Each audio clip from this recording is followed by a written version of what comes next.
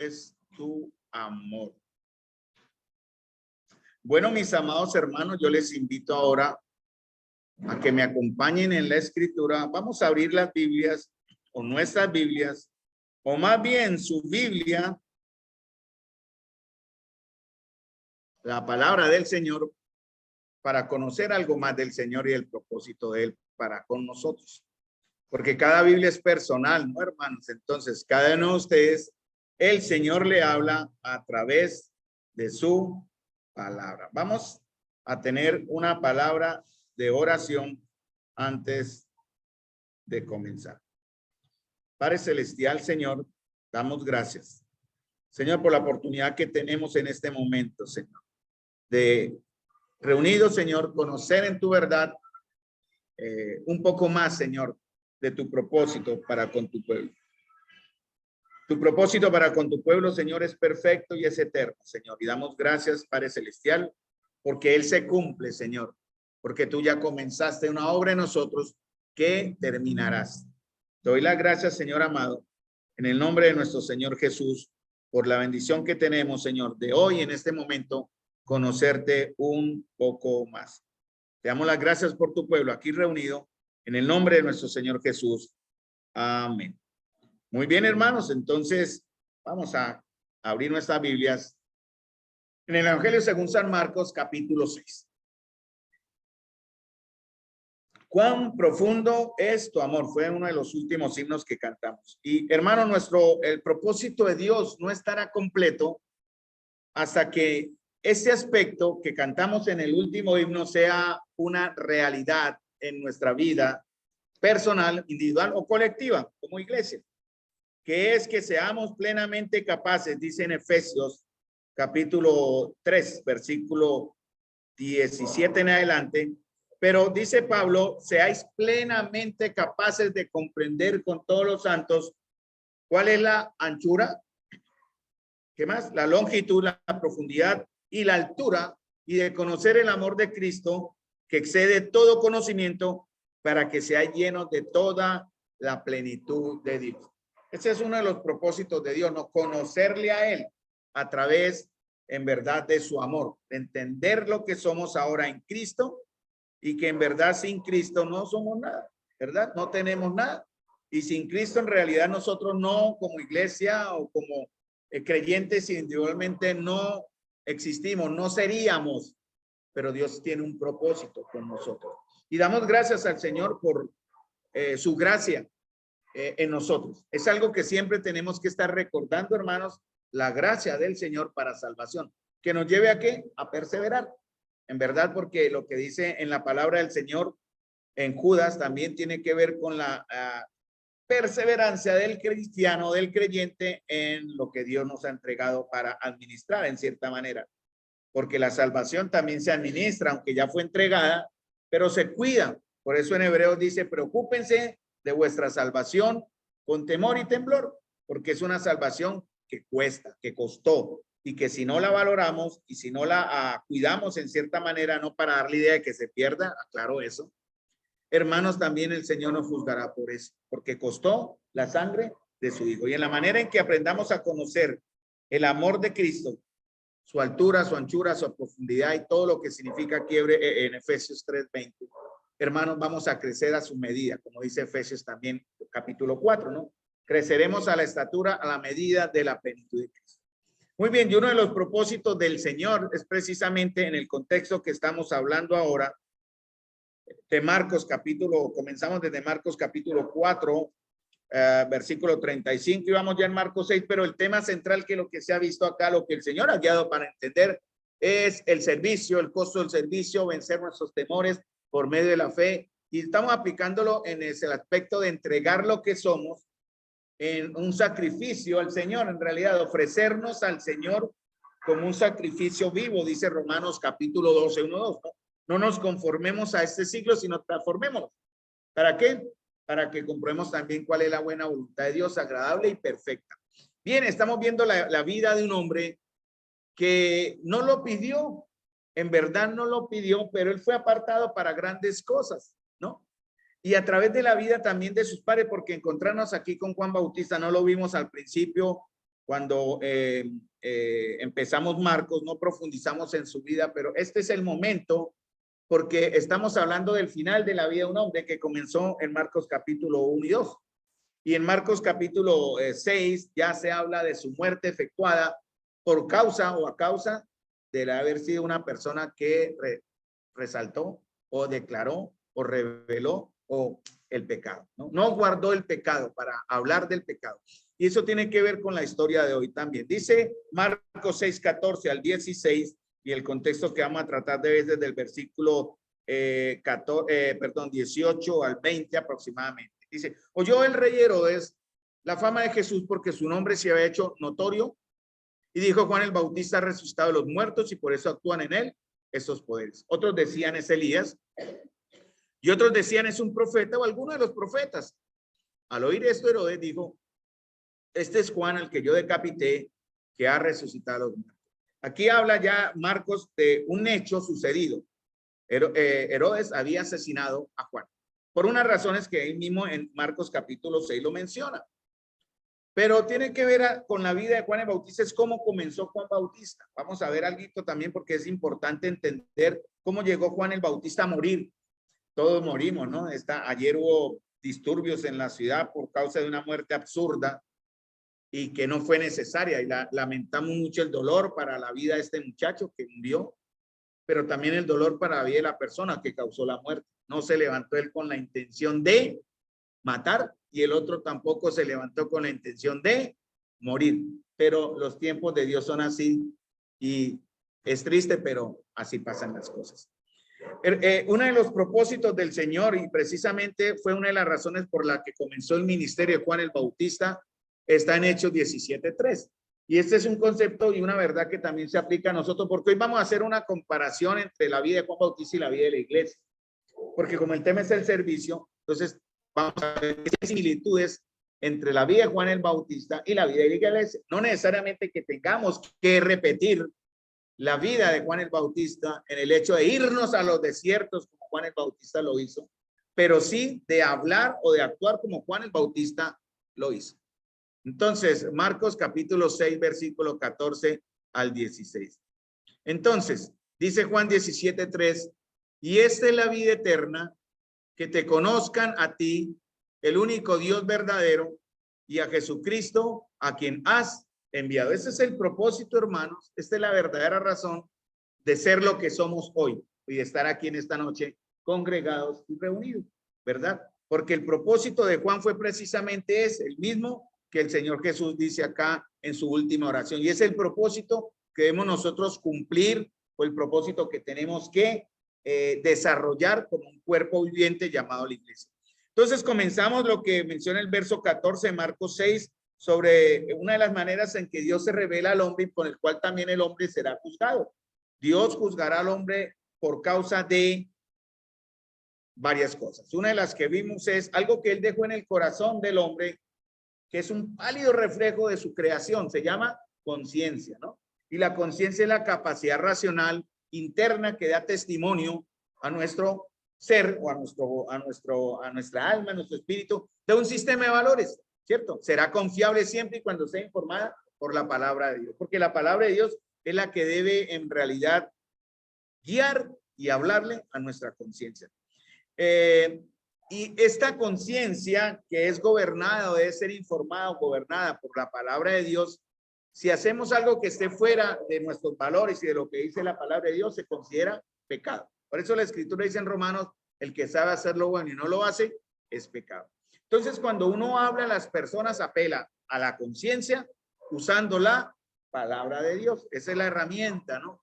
No es usar la conciencia para que hagan otras cosas, sino llegar a su conciencia para que ellos, dice, conozcan a ti, al único Dios verdadero, y a Jesucristo, a quien has enviado. Muy bien. Entonces, ¿cómo se compara la iglesia, nosotros, con la vida de Juan el Bautista? Hay unas similitudes.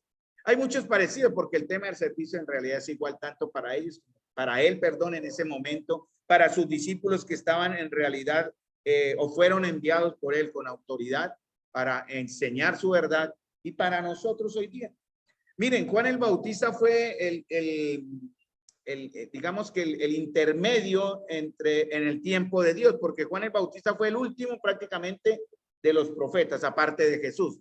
Después de 400 años o durante 400 años desde Isaías, no había profecía en Israel. Cuando llegó Juan Bautista, es considerado el último de los profetas. Y Juan el Bautista es el empalme entre el Antiguo Testamento y el Nuevo Testamento. En dos tiempos, en el tiempo de Dios. Dios tiene tiempos que en la Escritura están perfectamente revelados. Un tiempo donde Dios muestra su voluntad, pero que el hombre, por causa del pecado, no cumple las condiciones de Dios. Entonces Dios cambia las condiciones, ¿no? Y vemos, por ejemplo, en la dispensación de la inocencia, Adán y Eva, después la dispensación del gobierno humano, después viene el tiempo de Dios llamado la dispensación de la ley. Y aquí vamos, más o menos. En la dispensación de la ley, Dios se le revela a un pueblo llamado Israel, ¿no? Lo aparta. Así como nos apartó a nosotros, Él aparta a un pueblo. Como Él comenzó su concepto de crear o de revelarse al género humano a través, por ejemplo, con Adán y Eva, pero Adán y Eva fracasaron. Después comienza Él a desarrollarse, a revelarse a través de un pueblo escogido llamado Israel, pero Israel fracasó. Y Él se revela también por medio de las leyes que le entregó a ese pueblo, leyes que son buenas y perfectas. Y surgía a veces la pregunta, ¿es posible salvarse si cumplimos la ley?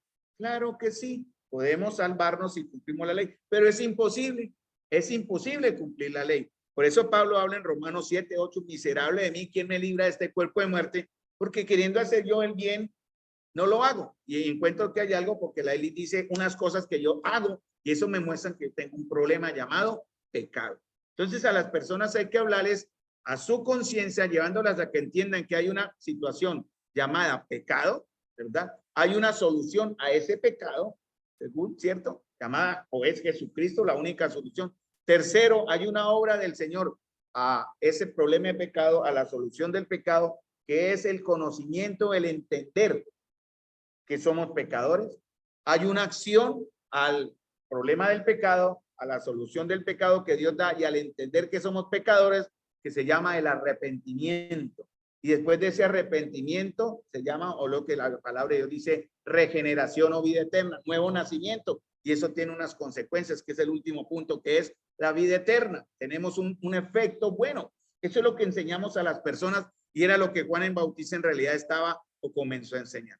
Entonces, Juan de hecho fue el primer profeta que Dios llamó desde los tiempos de Malaquías, unos 400 años antes de que él fuese revelado o fuese anunciado a sus pares. Hoy vamos a hablar algo de los pares, porque podemos profundizar en esta historia, porque por eso está acá. Podemos hablar de Juan el Bautista y su ministerio, podemos hablar de Juan el Bautista y su mensaje, podemos hablar de Juan el Bautista, como estamos ahora aquí, y su muerte y su servicio. Podemos sacar bastante tema de Juan el Bautista.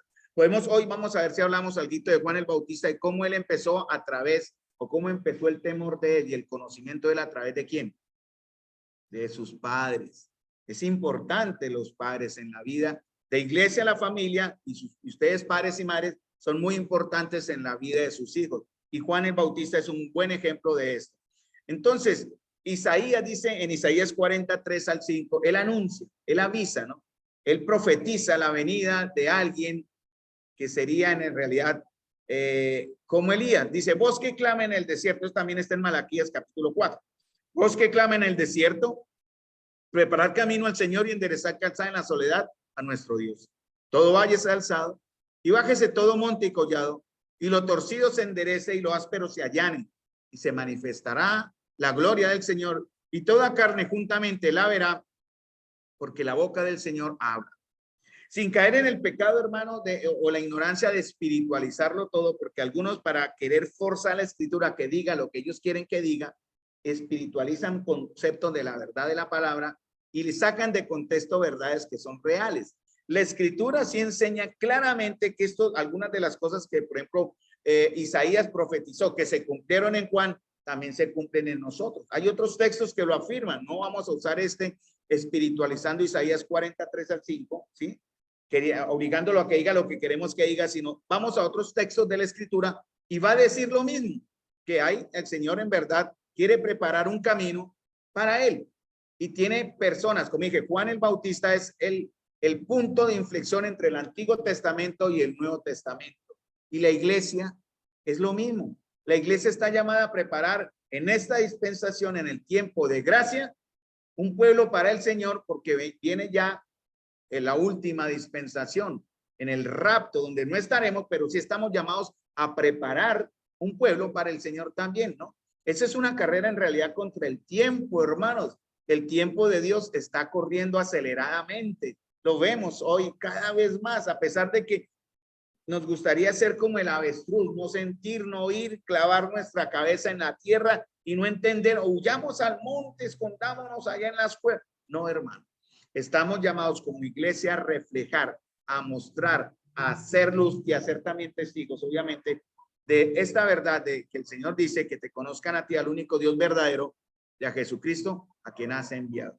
Pero eso se manifiesta por medio de algo que no todos lo irán a hacer afuera, llamémoslo así afuera, para usar el término o entender el concepto de que algunos saldrán de la comunión encomendados o irán, aparte de la tarea que tenemos y responsabilidad que tenemos de ir y hacer discípulos. Hay algunos entre ustedes que serán llamados, seguramente el Señor ya lo ha hecho, que son llamados a ir, tal vez a otras tierras, tal vez afuera de la comunión, guardados por la comunión del pueblo de Dios aquí en Santa María, pero encomendados al servicio del Señor allá, fuera de estos límites, llamemos así. Pero eso no nos excusa, hermanos, a nosotros de también ser evangelistas, ¿no? O evangelizar, que es el concepto que quiero decir, ¿no? No todos son evangelistas, porque el ser evangelista es un don, pero el evangelizar sí es nuestra responsabilidad. Entonces, el Señor tenía un plan para Juan, mucho antes de su nacimiento, ¿sí? Juan fue el final de una dispensación y el comienzo de una nueva, ¿no? Al final del Antiguo Testamento y el comienzo del Nuevo Testamento. Y así mismo, como acabé de decir, la iglesia, nosotros estamos llamados para anunciar en estos tiempos finales de la dispensación de la gracia, la llegada de la última dispensación o tiempo de Dios, que es el tiempo de la tribulación.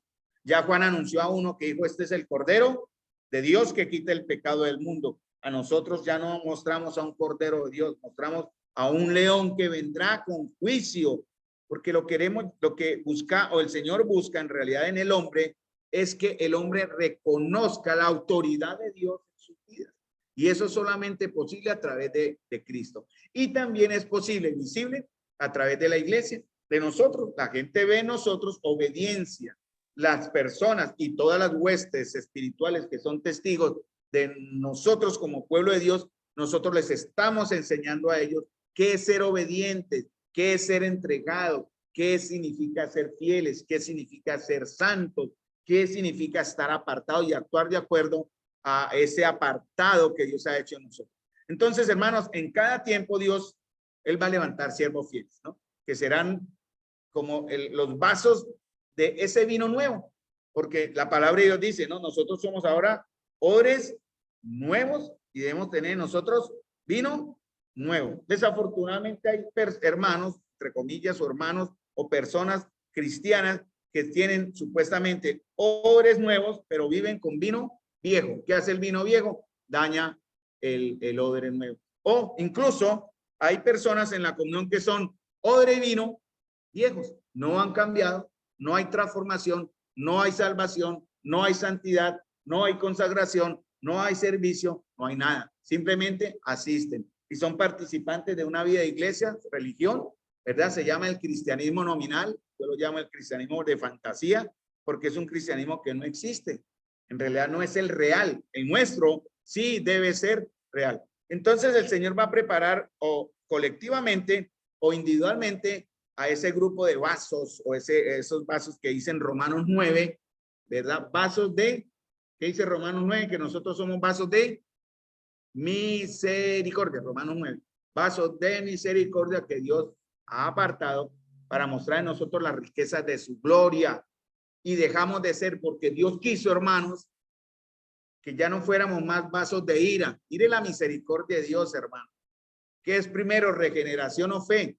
Bueno, después lo decimos. Pero ¿qué viene primero? ¿Regeneración o fe? Todo es obra de Dios, hermano. El arrepentimiento es obra de Dios. La regeneración es obra de Dios. La fe es obra de Dios. El servicio es para el Señor. Nuestra adoración, alabanza y consagración es para Él y solo para Él. No estamos aquí para resaltar. Nuestra comunión es bonita, nuestra iglesia es agradable, pero no estamos acá para resaltar al hombre o resaltarnos a nosotros mismos, hermanos, sino para resaltar y exaltar, es la palabra correcta, al Dios de gloria. Entonces, Juan fue llamado a anunciar esta primera venida. Y el Señor, como acabo de decir, se preparó ya vasos de misericordia en odres nuevos. Pero para eso, hermanos, necesitamos que prepararnos. No nacimos aprendidos. No nacimos ya con el conocimiento natural del cielo, digamos así, que ya lo sabemos. No, hermanos, necesitamos aprender. ¿Dónde aprendió Juan? ¿Dónde comenzó Juan a aprender? ¿Dónde creen ustedes que comenzó Juan a conocer, a prepararse? Más antes, ¿dónde? Desde el vientre de su madre, porque recuerdan ¿por qué cuando él escuchó la voz sí, se movió, el niño saltó de alegría, ¿verdad? ¿Cómo saltará de alegría, Daniel? ¿Cierto? Al escuchar cantar la iglesia. O Samuel cuando escucha cantar la iglesia. O Gael cuando escucha a la iglesia alabar. O hablar del Señor, ¿verdad? Él ya estaba de antes de nacer preparándose. Y nosotros de igual manera fuimos preparados. Eso dice la Escritura, ¿no? En Efesios capítulo 1. Mire, hermano, usted dirá, pero yo, y eso es precisamente lo que nos da el gozo y la alegría de saber y entender la gracia de Dios. Sí, yo aquí, cada uno en su, como es, Dios se plació, se inclinó y me oyó y decidió él sacarme, salvarme, rescatarme, transformarme y usarme para gloria. Pero la gran pregunta, la pregunta del millón es, ¿verdaderamente nosotros estamos permitiendo que él obre en nosotros o estamos resistiendo, apagando, contristando el Espíritu de Dios en nosotros?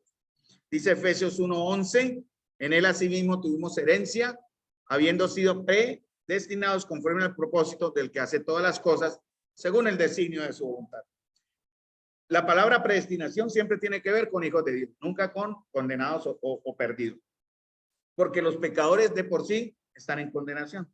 Pero Dios ha predestinado de antemano a un grupo especial de personas, ya sea individual o colectivamente, para ser los generadores de un cambio santo en la vida de otras personas. Entonces, vamos a Lucas capítulo 1, 15 al 17 para tener idea del contexto. Juan el Bautista fue un hombre escogido y apartado por Dios para un propósito. ¿Cuál era el propósito? Vamos entonces a Lucas capítulo 1, 15 al 17, pero tiene que ver con esto, ¿no? De que el Señor buscó un hombre o se preparó un hombre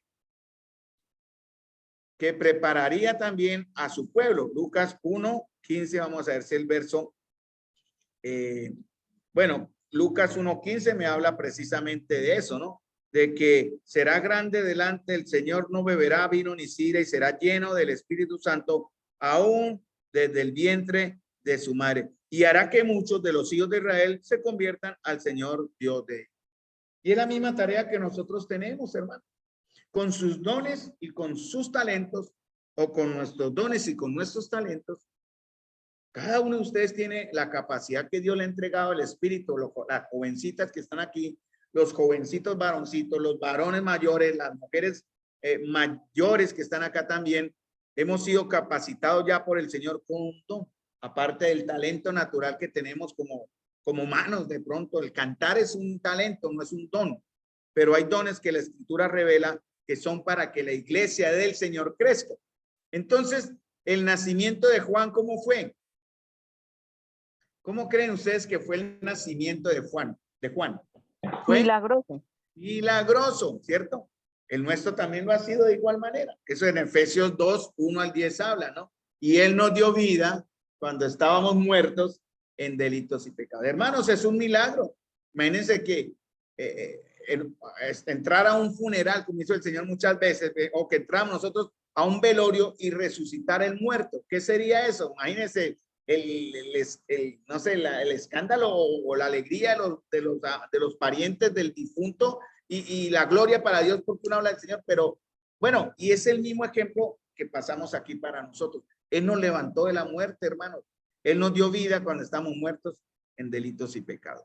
Entonces, vamos a hablar algo en estos minutos de la vida de los padres de Juan el Bautista, que tiene que ver mucho con el llamamiento, ¿no? La vida de los padres de Juan pueden representar perfectamente la vida de los padres piadosos de la iglesia, que a pesar de que estamos en tiempos oscuros y malos, sin esperanza, pero son ustedes padres firmes en la guía e instrucción de sus hijos. Miren lo que dice Lucas capítulo 1, versículo 5. Hubo en los días de Herodes, rey de Judea, un sacerdote llamado Zacarías, de la clase de Abías. Su mujer era de las hijas de Aarón y se llamaba Elizabeth. Entonces, Lucas, siendo historiador, da el tiempo preciso y algunos han hecho el cálculo apropiado de cuándo fue que nació Jesús, más o menos, ¿no? Es una idea, ya que se me viene a la mente, basado en el tiempo en el que Zacarías, el sacerdote de la clase de Abías, por eso se dice acá, de la clase de Abías, iba a ejercer su ministerio en el templo, y a partir de ahí se hace un estudio cronológico muy acertado y más o menos se da el tiempo en que el Señor Jesús nació, porque Juan le lleva al Señor Jesús 6 meses. Eso sería tema muy interesante para tratar en otro estudio. Pero aquí lo que quiere decir es que hubo en los días del rey Herodes un sacerdote llamado Zacarías. ¿Quién era Herodes? Era el padre o el pariente de Herodes del que estamos hablando hoy, ¿no? Herodes, el primer Herodes, el que después, tiempo después, asesinó a los niños. ¿Se acuerdan? La historia que está en los evangelios. Ese Herodes murió en el año 6 después de Cristo, ¿no? Y después llegó el Herodes de nuestra historia que estamos hablando acá en Marcos capítulo 6. Y este Herodes no era un hombre bueno. Toda la familia herodiana de los de Herodes eran malos, perversos, eran gobernantes impíos, eran gobernantes, pues obviamente se convirtieron al judaísmo siendo de ascendencia griega, pero ellos quisieron en cierta manera pervertir la fe judía. Por eso ellos tenían mucha oposición, porque se levantaban grupos que se oponían en realidad como al control o manipulación del gobierno de Herodes a la fe judía. Herodes fue puesto ahí por los romanos y habían partidos revolucionarios entre los judíos que buscaban la liberación del pueblo de Israel del yugo romano. Por eso cuando llegó Cristo muchos pensaron equivocadamente, este es el Mesías, él nos liberará. Y muchos se encantaron de él. Eso está en Juan capítulo 6, versículo 50 en adelante. Muchos al oír las palabras de Jesús se echaron para atrás porque ellos pensaban, este sí es el Mesías.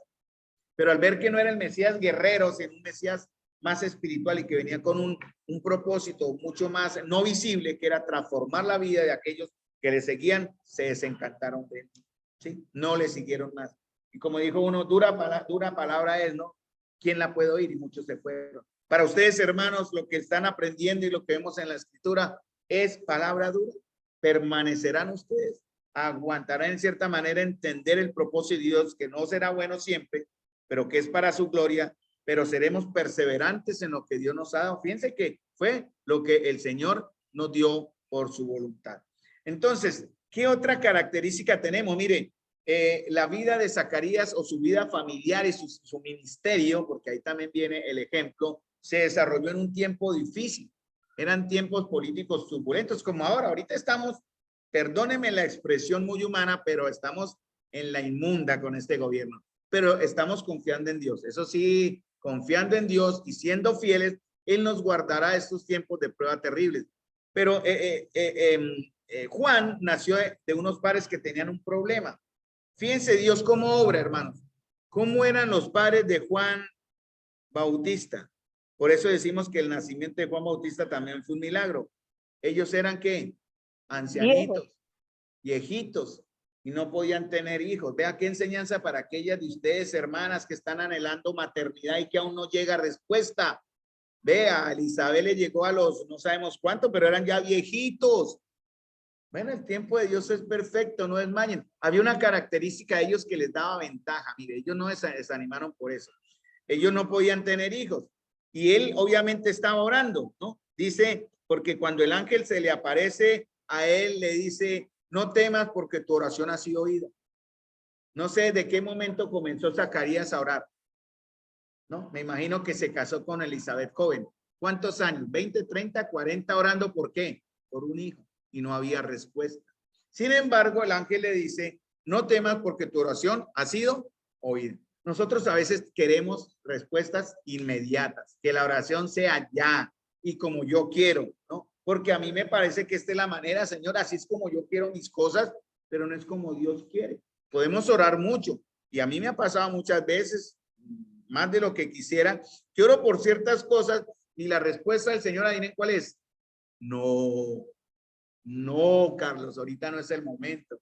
¿Y qué pasa conmigo? Pues uno se desanima, ¿no? Pero ¿cómo así, Señor? Pero míreme, yo estoy aquí trabajando en la iglesia, Señor, considere eso, ¿no?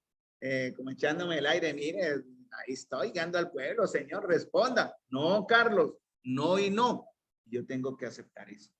Y me ha costado. ¿Cuántos de ustedes les ha costado aceptar la voluntad del Señor cuando Él dice no? Otras veces ha sido también sí, y otras veces ha sido espere. Y así me ha pasado, es un sí o es un no o es un espera. Y en el caso de Zacarías, yo sé que él entendió que la voluntad era ¿cuál? La voluntad de Dios, ¿cuál era? Espere. Siga orando, porque si Dios le hubiera dicho no, él no sigue orando. Ya me dijo no, no sigo.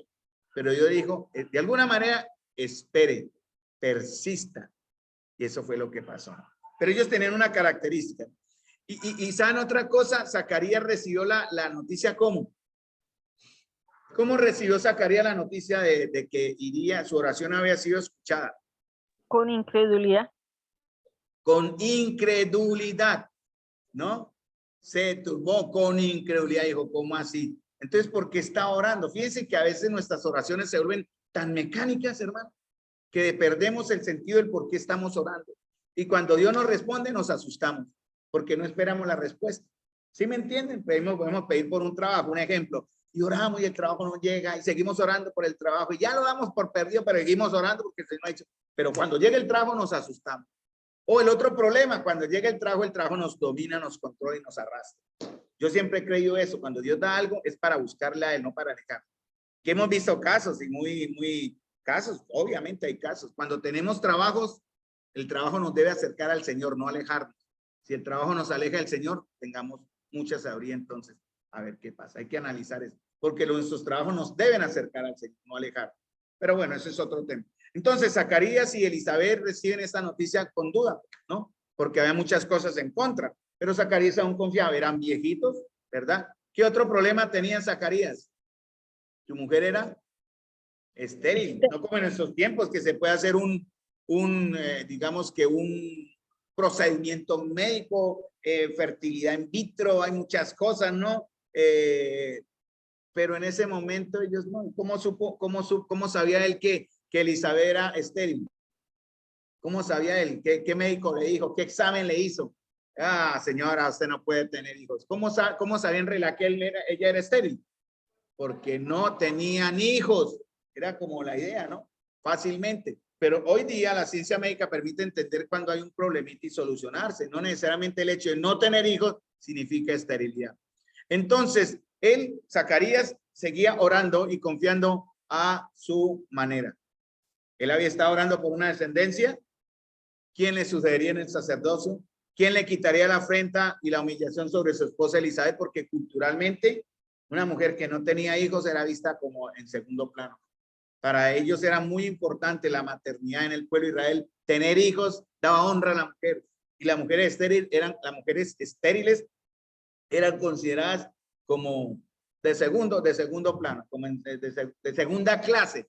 Hermano, nosotros en el Señor no podemos hacer esa aplicación también, ¿no? La esterilidad espiritual tiene que ver con esto en este tema también. Pero el Señor lo que busca es que en el caso de ellos hicieron algo muy interesante, ¿no? Muy bueno que nos enseña hoy.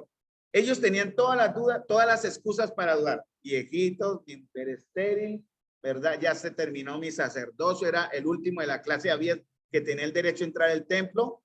Ya después seguía rotando porque eran 14 que tenían que rotarse cada año, cada 7 años, algo así. Y él dijo, ya no tengo esperanza, ya no hay respuesta. Y realmente cuando el Señor respondió, él se asustó. Pero hubo algo que ellos hicieron, hermanos, que es la enseñanza hoy. Que ellos nunca cambiaron a pesar de las circunstancias. Ellos tenían razones para dudar. ¿Cuáles son las razones de ustedes en esta noche? ¿Cuáles son sus excusas para dudar del Señor? Y aún así, hermano, les digo, excusas para dudar del Señor y portarse mal. Porque hay excusas para dudar del Señor y portarse bien. ¿Sí me entienden el ejemplo? Hay unos que como Dios no me responde, entonces peleo con Dios. y le levanta el puño y es como el niño caprichoso, ¿no?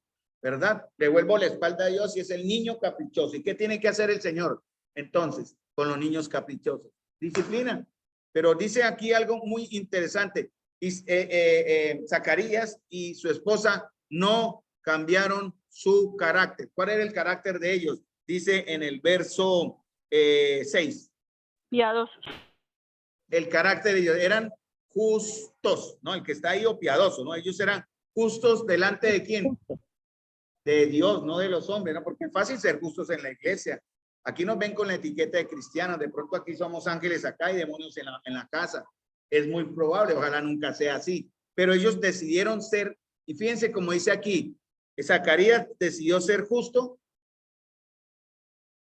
Elizabeth decidió ser justa. No, ¿qué dice ahí? No, ¿qué dice realmente? Ambos decidieron ser justos.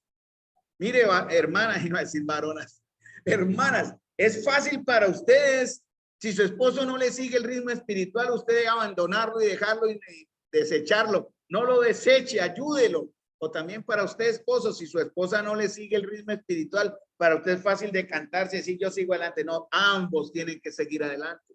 Esa es la tarea. Y usted como varón, no digamos que obligue, porque eso no puede al látigo obligar o al golpe o al grito, sino con amor y con buen ejemplo. Debe motivar a su esposa o esposo que no está muy fiel o muy consagrado al Señor. ¿Cómo?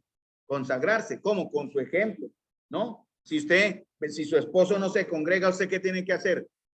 Congréguese. Si su esposo o esposa no ora, ¿usted qué tiene que hacer? Ore. Si su esposo y su esposa no sirve, ¿usted qué tiene que hacer? Sirva, porque es su llamado también. Pero aquí en el ejemplo y acá, que es lo que el Señor busca, era que ambos eran justos delante de Dios. Eso es parte de su carácter.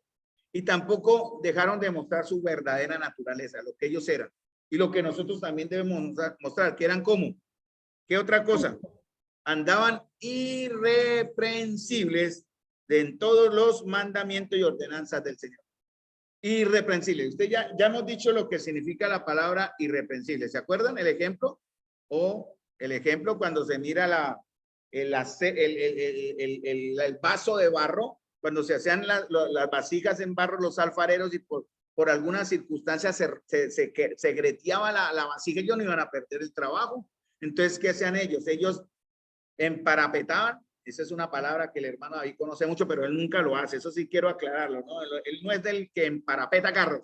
O sea, que tapa el porillo con un pedazo de cartón y echa masilla encima. No, él sí echa lámina en costa. Y yo sé que sí, porque el carácter de él es ese. Pero hay otros que emparapetan.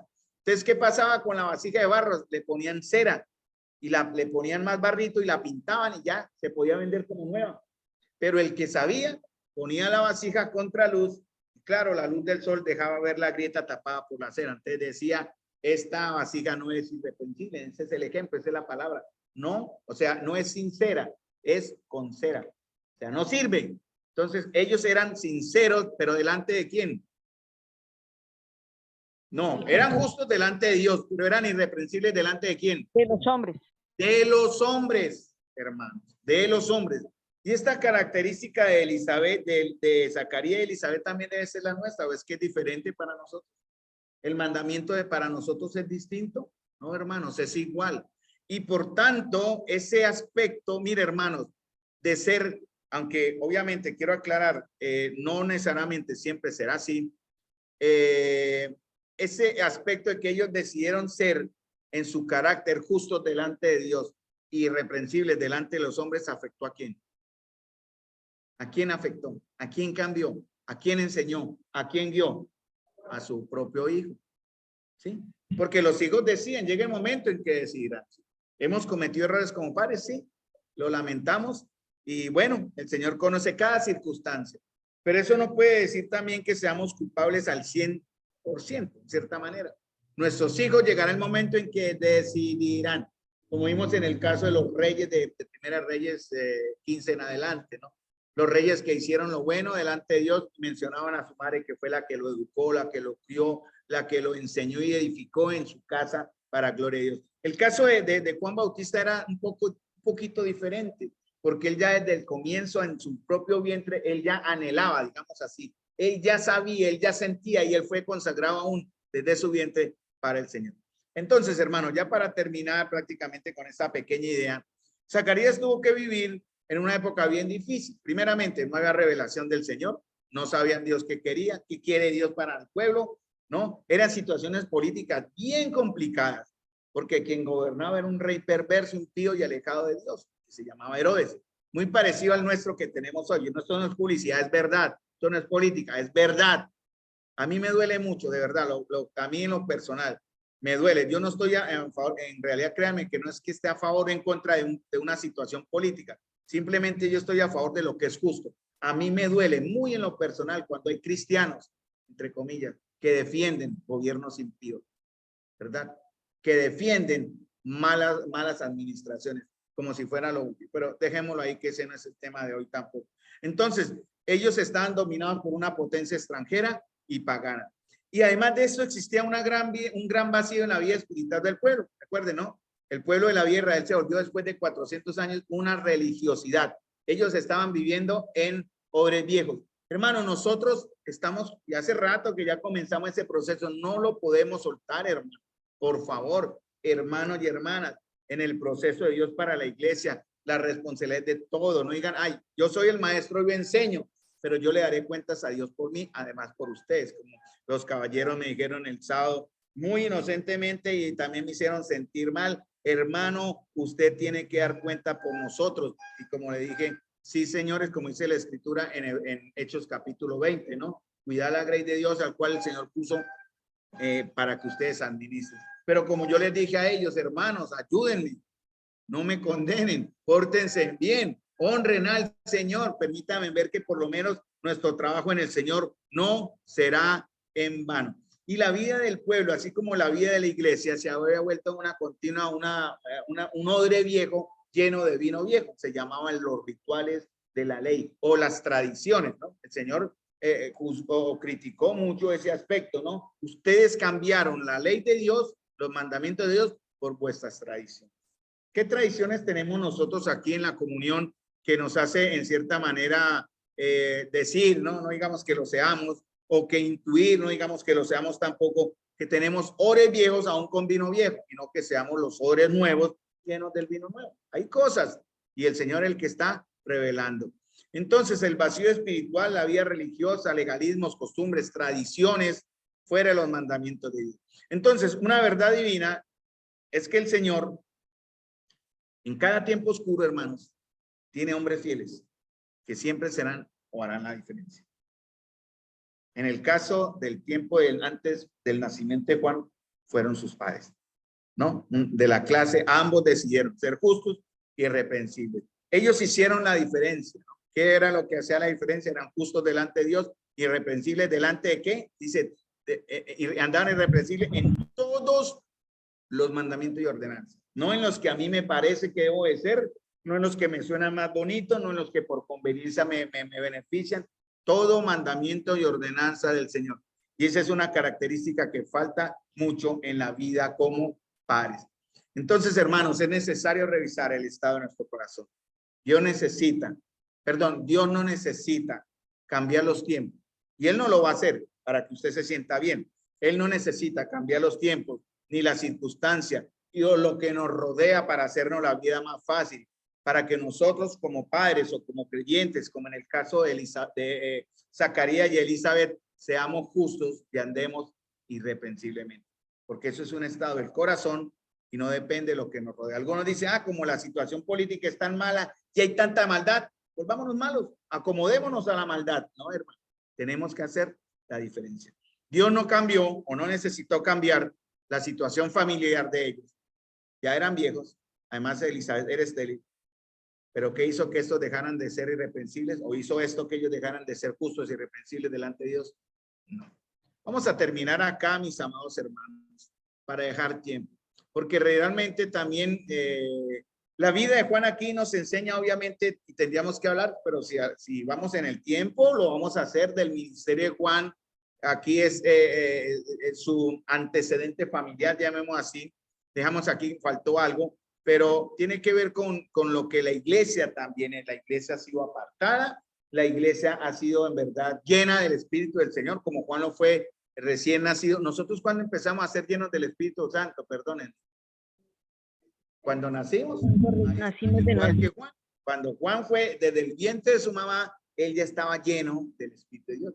Es el mismo ejemplo para nosotros, por eso hago un paralelismo y aplico. La iglesia del Señor también, o nosotros, tanto individual como colectivamente, aún en nuestro nacimiento, fuimos llenos del Espíritu del Señor. Y por eso debe ser fácil y muy natural en nosotros andar de esta forma, o sea, justos delante de Dios e irreprensiblemente delante de los hombres. Vamos a terminar con una palabra de oración, mis queridos hermanos. Le damos gracias al Señor por su cuidado.